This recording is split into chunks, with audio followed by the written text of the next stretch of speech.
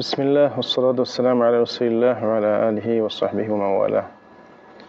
আজকে একটি অতি গুরুত্বপূর্ণ টপিক নিয়ে এবং অতি জিজ্ঞাসিত এবং অতি আলোচিত, বিশেষ করে বর্তমান সময়ের জন্য এবং একটি বিষয় নিয়ে আলোচনা করব, সেটা হলো আরাফাত দিনের রোজা। হাদিসে পাকের মধ্যে আল্লাহ রাসূল সাল্লাল্লাহু আলাইহি ওয়াসাল্লাম ইরশাদ করেন, আন আবি কাতাদা রাদিয়াল্লাহু আনহু قال قال رسول الله صلى الله عليه وسلم صيام يوم عرفة أحتسب على الله أن يكفر السنة التي قبله والسنة التي بعده। আল্লাহ সাল্লাল্লাহু আলাইহি ওয়াসাল্লাম ইরশাদ করেন যে আরাফাত দিনের রোজা আমি আল্লাহ তাআলার নিকট আশা রাখি যে এই রোজার বিনিময়ে আল্লাহ তাআলা পূর্ববর্তী এবং পরবর্তী 2 বছরের ছোটগুলো গুনাহসমূহ আল্লাহ তাআলা ক্ষমা করে দেবেন, মাফ করে দেবেন। এখন প্রশ্ন হলো, আরাফার রোজা কোন দিন? আরাফার রোজা কি সৌদি আরবের হাজিদের যে অবস্থান আরাফার ময়দানে সেদিন, না বিশ্বের সব দেশে চন্দ্রের উদয়স্থল হিসেবে তাদের যেই তারিখ 9 তারিখ পড়ে সেই তারিখের আরাফার রোজা কোন দিন? এটা নিয়ে যুগ যুগ ধরে আলোচনা হয়ে আসছে, বিতর্ক হয়ে আসছে এবং আমাদের বিশেষ করে ফেসবুক পাড়ায় এটা নিয়ে খুবই আপনার ঝগড়া বিবাদ ইত্যাদি কেচাল পেচাল সব কিছু হয়। একে অপরকে কীভাবে কুপঘাত করা যায়, কাবু করা যায় এবং কি গালাগালির পর্যায়ে, রেষারেষি হিংসা বিদ্বেষের পর্যায়ে বিষয়টা চলে যায়। সর্বপ্রথম কথা হলো, এটা একটি নফল রোজা। এটা রাখলে অনেক সওয়াব, সে সওয়াব সম্পর্কে আপনারা জানলেন। না রাখলে এখানে কোনো গুনাহ নেই। কিন্তু এটা নিয়ে যদি কেচাল পেচাল ঝগড়াঝাটি ইত্যাদি একে অপরকে, আল্লাহর মুমিন বান্দারা একে অপরকে কুপঘাত করতে যে গালিগালাজ ইত্যাদি ঝগড়া বিবাদ লিপ্ত হয়, তাহলে এটা কবিরা গুনাহের পর্যায়ে চলে যায়। এটার জন্য আপনারা সবাই জিজ্ঞাসিত হবেন। ওয়ালা তাকফু মা লাইসা লাকা বিহি ইলম ইন্নাস সামআ ওয়াল বাসারা ওয়াল ফুআদা কুল্লু উলাইকা কানা আনহু মাসউলা। সূরা ইসরার আয়াত। আল্লাহ তাআলা বলছেন, যার যে বিষয়ে জ্ঞান নেই সে যদি সে বিষয়ে বিতর্কে জড়ায় বা সেই বিষয়ের উপরে কথা বলে, তো আল্লাহ তাআলার নিকটে তোমরা স্মরণ রেখো তোমাদের কর্ণ, চক্ষু এবং তোমাদের অন্তরসমূহ সব কিছুই জিজ্ঞাসিত হবে। এখন হয় কি, বাংলা বুখারী শরীফ দেখে একজন হাদিস পাঠ করে উনিও এখানে এই ব্যাপারে ফতোয়া দিতে চলে আসেন যে এটা তো আরাফার রোজা, তো যেখানে হাজী সাহেবরা যখন যেদিন আরাফায় অবস্থান করে সেই রোজা, কি জন্য হুজুররা এসবগুলো নিয়ে এইসব বিষয় নিয়ে কেচাল শুরু করে? যেটা বাস্তব আমরা দেখতেছি, হাজী সাহেবরা ওখানে অবস্থান করতেছে, তাহলে আজকে আরাফার রোজা, আজকে রোজা। মূলত এটা আসলে আইম্মা ইকরামের মধ্যে, উলামা ইকরামের মধ্যে দীর্ঘদিন থেকে আপনার এটা ওনাদের একটা ইজতিহাদি মাসলা এবং এটার উপরে ওনারা সওয়াব পাবেন, আজর পাবেন। যদি ওনারা সবাই নিজস্ব মতামত দলিলের ভিত্তিতে, ওনারা যদি সেই দলিলের ভিত্তিতে সেই মতামতটা সঠিক হয়ে থাকে, তাহলে ওনারা সেটার উপরে আজর পাবেন, সওয়াব পাবেন আল্লাহ তাআলার নিকট। আর যদি ওনাদের ইজতিহাদের মধ্যে ভুল হয়ে যায়, তারপরে ওনারা কি পাবেন? একটা সওয়াব পাবেন। আর যদি ইজতিহাদের মধ্যে ঠিক থাকেন, তাহলে 2টা সওয়াব পাবেন আল্লাহ রাসূলের হাদিস অনুযায়ী। তো এখন আসি এবার মূল কথায়, যে আরাফার রোজাটা কোন দিন আসলে? মূলত কি হাজিদের আরাফায় ময়দানে আরাফায় অবস্থানের দিন, নাকি সবার চন্দ্র দেখার, চাঁদ দেখার হিসাবে 9 তারিখের দিন? প্রথমে আমাদেরকে দুটো তিনটে কথা আপনাদের 2-3টা পয়েন্ট আমরা ক্লিয়ার করতে হবে। ইসলাম বাস্তব ভিত্তিক ধর্ম, পরনির্ভর নয়। বাস্তবতা নিরিখে ইসলামের সমস্ত দিনই সিদ্ধান্ত সমূহ এবং হুকুম সমূহ বাস্তবতা নিরিখে। পরনির্ভর নয় বলতে, যেমন বর্তমান যুগটা হলো প্রযুক্তি নির্ভর। কোনো প্রযুক্তির উপরে নির্ভরতা দিয়ে ইসলাম কোনো আদেশ বা কোনো হুকুম, আপনার ইসলামের কোনো সিদ্ধান্ত গ্রহণ করার জন্য ইসলাম কোনো প্রযুক্তির মুখোমুখি নয় এবং কি কোনো মিডিয়ার মুখোমুখিও নয়। ইসলাম যুগ যুগের ধর্ম। ইসলাম আজকের জন্য নতুন ধর্ম নয়। এখন আমরা বর্তমান এই সময়টার মধ্যে এসে সৌদি আরবে কখন আপনার 4টা দেখলো এবং সৌদি আরবে কোন তারিখটা আপনার আরাফার দিন, সেটা আমরা মুহূর্তের মধ্যে জেনে যাচ্ছি। কিন্তু এমন একটা সময় ছিল যে সেখানে যদি আমাদের সৌদি আরব থেকে বাংলাদেশ পর্যন্ত নিউজটা, বা আমেরিকা মহাদেশে বা ইউরোপে যদি নিউজটা পৌঁছাইতো কেউ, তাহলে এই পৌঁছানোর জন্য সময় লাগতো আপনার মাস সময় লেগে যেত, অর্ধ মাস সময় লেগে যেত। তো এখন কথা হইল, আল্লাহ রাসূল সাল্লাল্লাহু আলাইহি ওয়াসাল্লাম যদি আরাফার রোজা বলতে যদি 9 তারিখ না বলে আরাফায় হাজিদের অবস্থান এটাই উদ্দেশ্য করে থাকেন তিনি, তাহলে এই খবরটা ওই যে যারা ইউরোপে অবস্থান করতেছে, যারা আমেরিকা অবস্থান করতেছে, বা যারা এশিয়া, আমাদের দক্ষিণ এশিয়া, বাংলাদেশে অবস্থান করতেছে, তাদের পর্যন্ত এই খবরটা পৌঁছতে পৌঁছতে তো আরাফা হয়ে যেত, আরাফা চলে যাইত। তাহলে দেখা যাচ্ছে যে বাস্তবতার নিরিখে আল্লাহ রসুল সাল্লাল্লাহু আলাইহি ওয়াসাল্লামের উদ্দেশ্য 9 তারিখ, যেভাবে ইসলামের অন্যান্য বিধানসমূহ, রোজা রাখার বিধানসমূহ, সোমু লিরুয়াতি ওয়া আফতিরু লিরুয়াতি, চন্দ্র দেখে রোজা রাখো, চন্দ্র দেখে রোজা ছাড়ো। তাইলে আমরা রোজার ব্যাপারে আমরা সৌদি আরবের উদয়স্থল উপরে, চাঁদ দেখার উপর আমরা নির্ভর করি না। এবং অন্যান্য আমল যেগুলো আছে আমাদের, যেমন আশুরার রোজাটা আমরা সৌদি আরবের হিসাবে করি না। তো এরকম আরও আমাদের যে মৌসুমগুলো আছে, এই সমস্ত রোজাগুলো, এই সমস্ত আমলগুলো আমরা সবগুলো আমাদের নিজেদের চাঁদ দেখার উপর আমরা নির্ভর করে আমরা আদায় করি। তাহলে শুধুমাত্র আরাফার মধ্যে আল্লাহ রসুল সাল্লাল্লাহু আলাইহি ওয়াসাল্লামের হাদিস থেকে আমরা আরাফায় অবস্থান, হাজিদের আরাফায় অবস্থানের উপরে উদ্দেশ্য এটাই কেন নিতে হবে আমাদের? এটা হলো 1 নম্বর পয়েন্ট। দ্বিতীয় পয়েন্টটা হলো যে আল্লাহ রসুল সাল্লাল্লাহু আলাইহি ওয়াসাল্লাম বলছেন যে সিয়ামু ইয়াউমি আরাফা, মানে আরাফার দিনের রোজা। এখন কথা হলো আরাফার দিনের রোজা যে আরাফায় অবস্থানের রোজা, এটা আমরা কিভাবে ধরে নিলাম? এটা হাজিদের অবস্থানের কারণে আমরা ধরে নিয়েছি, কিন্তু এখন মূলে আসতে হবে যে আরাফার দিনের নামটা আরাফা দিন হইল কিভাবে, এটা আমাদেরকে প্রথমে দেখতে হবে। আইম্মায়ে কেরাম, ইমামগণ, ফকিহগণ যুগ যুগ থেকে এই সমস্ত বিষয়গুলো আমাদেরকে সমাধান করে দিয়ে গেছেন।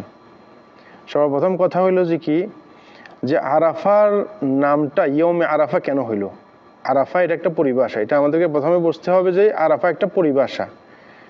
যেমনিভাবে আরও কয়েকটা পরিভাষা আছে হজের এই দিনগুলোর মধ্যে। যেমন 8 তারিখের দিনটাকে, যে তারিখে হাজিগণ মিনায় গমন করেন, প্রথম দিন, মানে হজের কাজ যেদিন থেকে শুরু হবে, সেই তারিখকে বলা হয় ইয়মুত তারবিয়া। আর আরাফার দিনকে বলা হয়, আরাফা অবস্থানের দিনকে বলা হয় যে ইয়মুল আরাফা। আর এর পরের দিন অর্থাৎ 10 তারিখের দিন, 8 তারিখ 9 তারিখ গেল, 10 তারিখের দিনকে বলা হয় ইয়মুন নাহার। ইয়মুন নাহার মানে জবাইয়ের দিন। তো এইভাবে এগুলো একটা ইসলামিক পরিভাষা, এই পরিভাষাগুলো আল্লাহ রাসূল সাল্লাল্লাহু আলাইহি ওয়াসাল্লাম ব্যবহার করে গেছেন। এখন এই নামগুলোর নামকরণের সাথে প্রথমে যদি আপনারা পরিচিত হন, তাহলে আপনাদের একটু সংশয় দূর হবে। 1 নম্বর কথা হলো 8 তারিখে ইয়ামুত তারবিয়া, মানে এটা একটা ইয়ামুত তারবিয়া মানে হলো সন্দেহ পতিত হওয়ার দিন, অর্থাৎ দোটানায় পড়ে যাওয়ার দিন ইব্রাহিম আলাইহিস সালামের। যারা আপনার কোরবানির যে প্রচলন কোত্থেকে আসলো সেটা জেনে থাকবেন, সবাই জানেন মোটামুটি এই ঘটনা। সেখানে যখন নাকি ইব্রাহিম আলাইহিস সালামকে আল্লাহ তাআলার পক্ষ থেকে স্বপ্নে দেখানো হইলো যে ইসমাইল আলাইহিস সালামকে নিজের সন্তান ইসমাইলকে জবাই করার জন্য, তখন তিনি দ্বিধাদ্বন্দ্বে পড়ে গেলেন। এটা ছিল 8 তারিখের দিন। দ্বিধাদ্বন্দ্বে পড়ে গেলেন যে এটা কি আল্লাহর পক্ষ থেকে না কি আমি দেখলাম, ভুল দেখলাম, এরকম একটা দোটানায় পড়ে গেছেন, কারণ নিজের সন্তানকে জবাইয়ের ব্যাপার। এরপরে যখন 9 তারিখেও যখন একই স্বপ্ন দেখলেন, তখন তিনি নিশ্চিত হয়ে গেলেন যে এটা আল্লাহর পক্ষ থেকে আমাকে কি করা হয়েছে, স্বপ্নটা দেখানো হয়েছে। তো এই আরাফা মানে নিশ্চিত হওয়ার দিন, জেনে যাওয়ার দিন। যারা আরবি ভাষা সম্পর্কে অবগত তারা আরাফা, এই ইয়মুল আরাফা মানে নিশ্চিত হওয়ার দিন, জেনে মানে সুনিশ্চিতভাবে জানার দিন। এইভাবে আরাফার দিনের নামকরণ হয়েছে। আর ইয়মুন নাহার তো জবাইয়ের দিন, সেটা যেদিন বাস্তবায়ন করছে, যিনি সন্তানকে জবাই করার জন্য যে বাস্তবায়ন করতে গেছেন সেদিন ইয়মুন নাহার। তো এখন এটা বড় বড় আইম্মায়ে কেরাম তাদের কিতাবের মধ্যে বর্ণনা করেছেন। ইবনে কুদামা, আল্লামা ইবনে কুদামা হাম্বলী মাযহাবের বড় একজন ফকিহ, তিনি ওনার কিতাবের মধ্যে আপনার এই ইয়মুল আরাফার নামকরণটা কেন হয়েছে, এইটার মধ্যে একটা বিষয় এটা আনছেন যে ইয়মুল আরাফার নামটা কেন ইয়মুল আরাফার নামকরণ করা হলো। তো এটা যে আরাফায় দিনের অবস্থানের কারণে ইয়ামুল আরাফা হয়েছে এটাও সুনিশ্চিত না। এরপরে আসেন আপনার ইয়ামুল আরাফাকে যদি আবার আরাফায় হাজিদের অবস্থানের দিন ধরা হয়, তাহলে আরও কিছু সমস্যা তৈরি হয়। 1 নম্বর সমস্যা হলো আপনার যে সমস্ত এলাকার উদয়স্থল সৌদি আরবের থেকে আগে, মানে সৌদি আরবের একদিন আগে তারা কি করে আপনার চাঁদ দেখে ফেলে, তাইলে পরে যেদিন ইয়ামুল আরাফায় নবম দিন ইয়ামুল আরাফার দিন হয়, সেদিন তাদের হবে কোরবানির দিন, জবাইয়ের দিন। তো জবাইয়ের দিন সর্বসম্মতিক্রমে আপনার রোজা রাখা হারাম। বছরের মধ্যে 5টা দিন রোজা রাখা হারাম। একটা হলো ঈদ উল ফিতরের দিন, রোজার ঈদ যেটাকে বলি আমরা, এটা কোরবানির দিন, সেটা হলো ইয়মুল আশারে জিলহজ্জা, আশর জিলহজ্জা, জিলহজ্জার 10তম দিন। আর এরপর আইয়ামে তাশরিকের 3 দিন, অর্থাৎ কোরবানির পরের 3 দিন। হাদিসে পাকের মধ্যে আল্লাহ সাল্লাল্লাহু আলাইহি ওয়াসাল্লাম ইরশাদ করেছেন যে ফাইন্নাহা আইয়ামু আকলিন ওয়া শুরবিন, এই দিনগুলো হলো খাওয়া এবং পানাহারের দিন। এই 5 দিনের মধ্যে রোজা রাখা হারাম। তাহলে যাদের উদয়স্থল সৌদি আরব থেকে একদিন অ্যাডভান্স, তাদের ওই দিন 10ম দিন হয়। তো 10ম দিনের মধ্যে রোজা রাখা হারাম। যদি ইয়মুল আরাফার অর্থ হাজিদের অবস্থানের দিন আরাফা, এটা ইয়মুল আরাফা, আরাফার দিন ওই দিনই এটা উদ্দেশ্য করা হয়, তাইলে ওই লোকগুলার ওই দিন রোজা রাখা হারাম, তারা রোজা রাখবে না। ওই দিন এক শেখকে দেখলাম, সৌদি আরবের কোনো শেখ হবে, আরব শেখ হবে, তিনি বলতেছেন যে যদি তাদের দিন ওই দিন 10ম দিন হয় তারা রোজা রাখবে না, যদি 9ম দিন হয় রোজা রাখবে। তো তাহলে এরকম কেন, এরকম ক্রিটিক্যাল সিচুয়েশনে কেন শরীয়তের একটা সিদ্ধান্তকে ফেলে দেয়া যে যদি 10ম দিন হয়ে যায় তাহলে রোজা রাখা যেহেতু হারাম, তো রোজা রাখবে না, তার মানে সেদিনদের ওরা আরাফা রোজা থেকে তারা বঞ্চিতই হইল, বঞ্চিতই করে দিলাম আমরা তাদেরকে। এটার একমাত্র কারণ কি, যে আমরা সিয়াম ইয়ম আরাফা থেকে উদ্দেশ্য করলাম কি আরাফায় হাজিদের অবস্থানের দিন। আর যদি অন্যান্য সিদ্ধান্ত, যেটা শরীয়তের সিদ্ধান্ত, যেটা চাঁদ দেখার উপর নির্ভর করে যদি সিদ্ধান্ত দেওয়া হয় যে ইয়ম আরাফা, সিয়াম ইয়ম আরাফা মানে আরাফার রোজা মানে সবার হিসাবে 9ম তারিখ, তাহলে আর এই সমস্যাটা কি হয় না, তৈরি হয় না। আচ্ছা, এরপর আরেকটা সমস্যা আসেন, দেখেন, যখন আমাদের দেশে অনুযায়ী যদি এখানকার 8 তারিখ হিসেবে আমাদের আরাফার রোজা ধরি, তাইলে পরে এখানে যখন আমরা আরাফার রোজা শুরু করব, তখন বাংলাদেশে হবে কি, বাংলাদেশে হলো আপনার প্রায় সকাল 7টা। আর আপনি যদি আরাফায় অবস্থানের দিনকেই ধরেন, তাহলে রোজা শুরু হওয়ার কথা বাংলাদেশ সময় 7টা থেকে। আর আমরা এখানে ইফতার করব, সৌদি আরবে যারা অবস্থান করে তারা ইফতার করবে কয়টার সময়, ইফতার করবে প্রায় আপনার 6:30, 6:42 বা 6:45, 7টার দিকে। আর তখন বাংলাদেশে হবে কি 10টা, রাত 10টা। তাহলে আপনি যদি একদম সৌদি আরবকেই ফলো করতে যান, তাহলে আপনার রোজা ধরার কথা বাংলাদেশ সময় সকাল 7টায়, আর রোজা ভাঙার কথা আপনার বাংলাদেশ সময় রাত 10টায়। অথচ আপনি যদি ওই দিন 8 তারিখে রোজা রাখেন, তাহলে আপনি সৌদি আরব হিসাবে আপনি রোজা শুরু করবেন তাদের 3 ঘন্টা আগে, আবার রোজাটা ভেঙেও ফেলবেন 3 ঘন্টা আগে। অর্থাৎ আরাফায় এখনো হাজিরা অবস্থান করতেছে, আরো 3 ঘন্টা বা 3.5 ঘন্টা আরাফায় হাজিরা অবস্থান করবে, এরপরে যায় আরাফার দিনটা শেষ হবে, সূর্যাস্ত হবে আরাফার দিনের, আর আপনি 3.5 ঘন্টা আগেই কি করলেন, আপনি রোজাটা ভেঙে ফেললেন। তাহলে এটা কোন যুক্তির কথা হইল? এগুলো সবগুলো, এই সমস্যাগুলো তৈরি হচ্ছে কেন? শুধুমাত্র এই অর্থ নেওয়ার কারণে যে সিয়াম ইয়ম আরাফা মানে কি আরাফার দিনের অবস্থানের কারণে। আচ্ছা, এরপর আরেকটা সমস্যা আসেন, এই দিনগুলোর মধ্যে একটা গুরুত্বপূর্ণ ইবাদত হলো তাকবীর বলা। তাকবীর একটা হলো মুতলাক, সেটা আমি পূর্ব আলোচনা করেছি, সেটা হলো চাঁদ দেখার পর থেকে জিলহজ মাসের 1ম দিন থেকে নিয়ে একদম 13 তারিখ পর্যন্ত, এটা হলো তাকবীর মুতলাক। যে কোনো জায়গায় আপনি বাজারে ঘাটে বাসা বাড়িতে শুয়ে আছেন, বসে আছেন, তাকবীর বলা সুন্নত। আর একটা হলো তাকবীরে মুকাইয়াদ, যেটাকে ওয়াজিব, সেটা হলো 9 তারিখের অর্থাৎ আরাফাত দিনের ফজরের পর থেকে আইয়ামে তাশরিকের 13 তারিখের আসর পর্যন্ত। এখানে কয়টা ওয়াক্ত হয়? মোট 23টা ওয়াক্ত হয়। 23টা ওয়াক্তের মধ্যে 23 ওয়াক্ত নামাজের পরে তাকবীরে তাশরিক বলা ওয়াজিব। আপনি যদি আরাফাত দিন থেকে যদি সৌদি আরবের আরাফা অর্থ নেন, তার মানে বাংলাদেশের ওই দিন হলো কি 8 তারিখ। তাইলে যদি আপনি এই হাদিসের উপর আমল করেন, রোজার হিসাব যদি আপনি সৌদি আরবের সাথে করেন, তাহলে ওই দিন থেকেই আপনাকে, ওই দিন ফজর থেকে আপনাকে তাকবীরে তাশরিক, যেটা আপনার নামাজের পরে, প্রত্যেক ফরজ নামাজের পরে বলা ওয়াজিব, সেটা আপনাকে ওই দিন শুরু করার কথা। যদি ওই দিন শুরু করে থাকেন, তাহলে আপনি 28 ওয়াক্ত আপনাকে তাকবীর বলতে হবে। অথচ এটা কোনো ধরনের হাদিস বিশারদগণ, কোনো উলামায়ে কেরাম, কোনো ইমামগণ এটা বলে যান নাই যে 28 ওয়াক্ত নামাজের পরে কি করে তাকবীরে তাশরিক ওয়াজিব।